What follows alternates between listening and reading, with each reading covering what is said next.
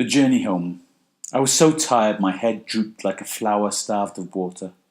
I longed to sleep, but the jerky motion of the train kept me from drifting off. Rain lashed against the window, there was lightning in the air, but in the distance the sun peeked through the clouds, creating an eerie early evening light. I looked for a rainbow, but if there was one then it was not visible from my train seat.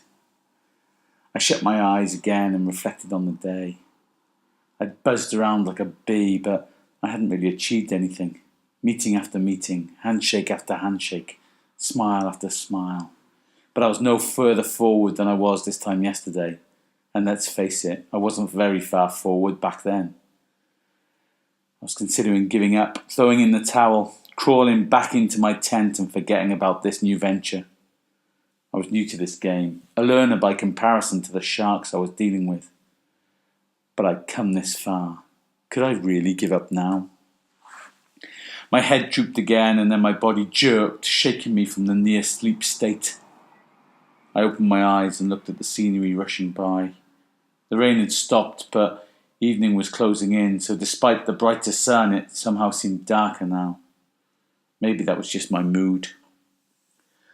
Sometimes the dice felt loaded. I was just a little guy trying to make it in the big bad world, swimming against the tide. My phone buzzed. I had a message, but I daren't look. It would be another rejection, another thanks but no thanks. They'd be polite but firm. At first I wore rejection with pride. I'll show them, I thought. When I'm rich and famous, they'll be sorry. But the more and more rejections I got, the harder it was to believe that. The message was from Jo. I'd sent her a message in a fit of pique earlier saying this was all useless.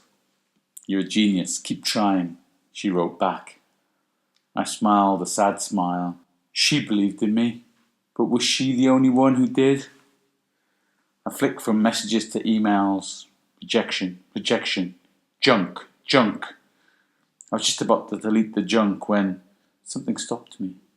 I clicked it and read, Dear Mr. Edwards, your details were passed to me by my colleague Michael Jones, who I understand you met with today. I work for an offshoot of the main company and we're always on the lookout for quirky ideas like yours.